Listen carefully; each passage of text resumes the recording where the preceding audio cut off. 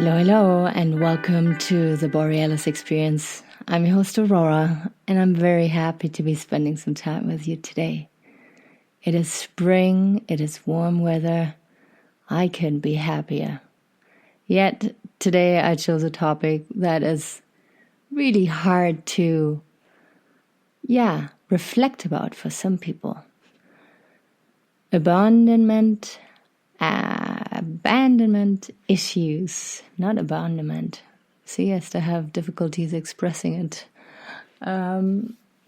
It's a tricky thing because most people who should listen to this episode will probably not listen to the episode because people who have abandonment issues don't really identify with it or are not aware of their behavior. It is people who come across as very secure on the surface, yet when you scratch a little bit on the external, you will very quickly see that that person is incredibly insecure with who they are. And they make their life and other people's life incredibly tough and miserable at times. Not all the time, but especially when it comes to, relationships, intimate relationships, romantic relationships, but also relationships with your siblings, your parents. When you suffer from abandonment issues, you see yourself often as a victim. You don't walk around like a victim, but you're very controlling, maybe even aggressive sometimes. Aggressive to a point where you surprise yourself sometimes. Like you say something, you react in a way where you're like, whoa, what was that? But you just think, oh yeah, well, I was a little bit impatient. I'm aggressive, yeah. But you will not dig deep enough to find out that it is your wounded little internal child that is screaming for attention, that is screaming to not be left behind and rejected again. It is a wound that we learned to work around and to mask and to kind of ward ourselves off from because it is so painful to go back. It is so painful to go back to that experience when you were maybe in kindergarten and that one child that you absolutely wanted to be friends with didn't want to be friends with you. Or it was your parents dropping you off at kindergarten first day and you couldn't make sense of why you would have to adjust and live in a new environment now. You see, trauma from an outsider's perspective, from your perspective now as an adult compared to when you were a child, can look like so ridiculous. Like you could see yourself crying because your mom left you at the kindergarten, and as an adult you would just think, oh my God, I was such a sissy. But back then you were really in pain. There's no such thing as drama. People always feel exactly what they feel in the moment. And if you think it is drama, if you totally invalidate it, then you're doing wrong. It is that person not being healed from that pain. And if you don't heal from that pain, you will come up with pretty awesome reactions and tools on how to avoid that pain. So what does a person with abandonment issues look like? They usually say, people are so unreliable, people suck, I hate people, you can never plan with people, they love to plan, they're unpredictable. People with abandonment issues love to control, and time is a huge thing.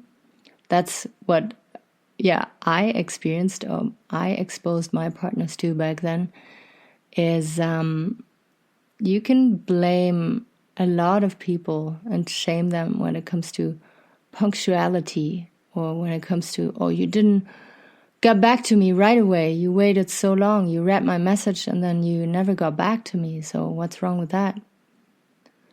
People with abandonment issues, of course, are also very insecure when it comes to other people. They don't show it from the inside, but internally, if you were able to have a look at their thoughts, they go crazy mentally when they know their partner has opposite sex friends, or maybe still contact to their exes, or maybe, they behave very differently when it comes to timing. Maybe, they didn't learn to be on time. They don't value being on time. And now here you stand waiting for them 15 minutes, 17 minutes, 20 minutes, and going absolutely bonkers. And you blame it on them not being on time and them not being able to stick to that simple rule of being punctual.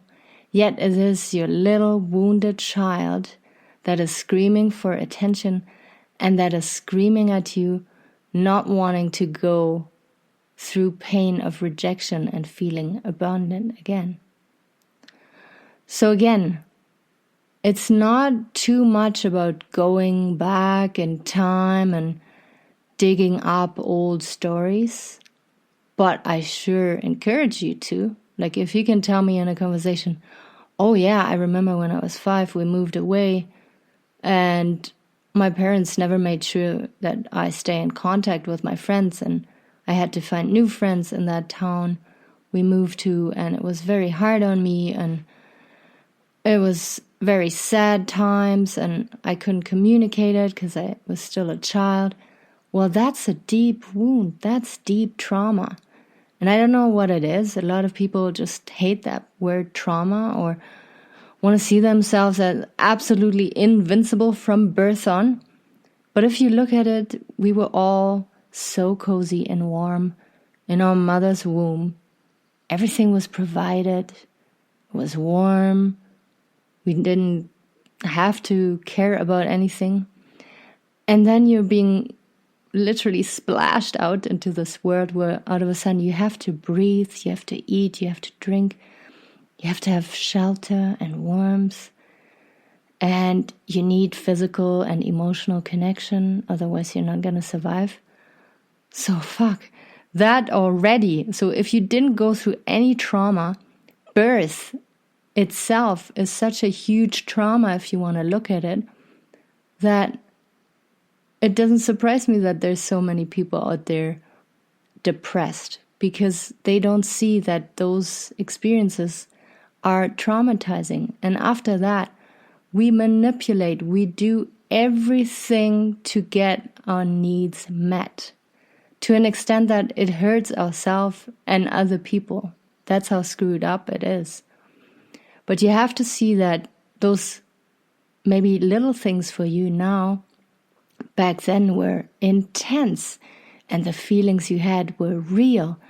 And your little brain back then that was still forming was trying now to avoid that pain, and was trying to get better and to provide better and to be safe again and in control, being in control.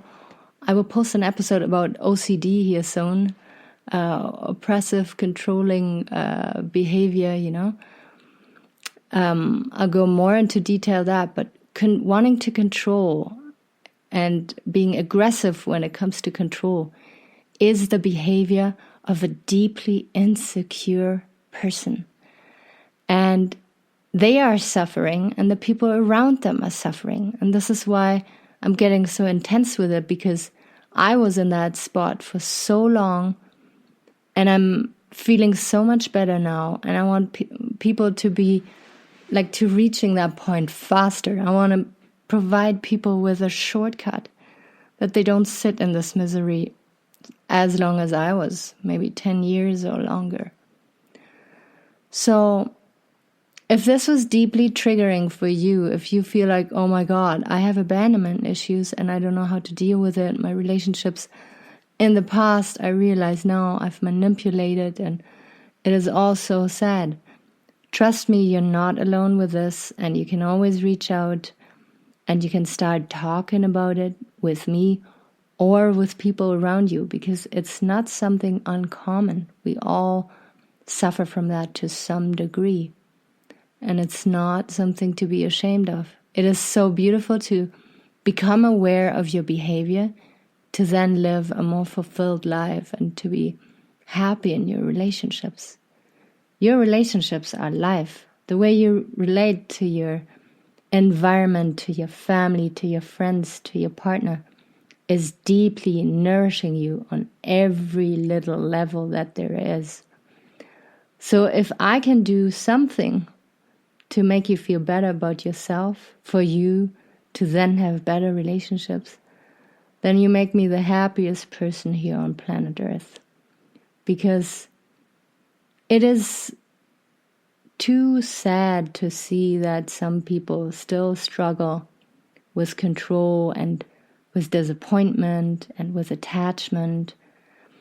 And we want to alleviate this pain. We want to help people get out of this suffering and make people aware of it, which is not always comfortable. I'm not always comfortable waking people up and telling the truth and also calling myself out on my bullshit. But it's the only way. The only way out is through it. And through it means, in this case, reflect about what hurt you in the past and have compassion for yourself. Know that you didn't put on a show. Know that you didn't create drama for nothing. It is how you felt, and you have to validate how you felt in the past to validate yourself now in the present and to be a stronger, better future self.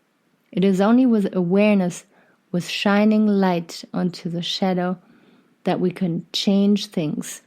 And the only thing you can change on this planet Earth is yourself. You cannot change other people. You can only inspire people to look a little deeper and to reflect. But if they're not ready for it, they will harshly reject you. And you cannot take it personal. You cannot take anything personal on this planet Earth, because it is all changing. It is all unpredictable. And that's the mystery and the beauty of life. You can learn to trust yourself again, and you can trust your judgment, your observations, without analyzing. A lot of times, people with abandonment issues analyze so much and put people into boxes way too much, just because they want things to go exactly their way, because everything else is so scary. To open your mind to a new way of approaching relationships, or maybe starting a family or living your life, is so freaking scary if you in your little mind thought, this is exactly how it has to be, otherwise I'm gonna get hurt.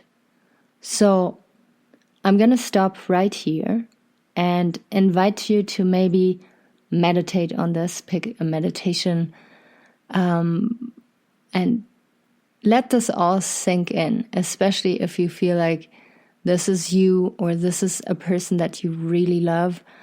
Think about what I just said and reflect about it. And then know that I will be out there very soon again and keep talking about this, because it is way too important to not be talking about it. It's a very simple thing to do, to reflect about yourself and to then adjust and change to live a better life. And I want to be there for you on your journey. All right, take really good care of yourself. Thanks for enjoying the Borealis Experience podcast. Until next time, bye-bye.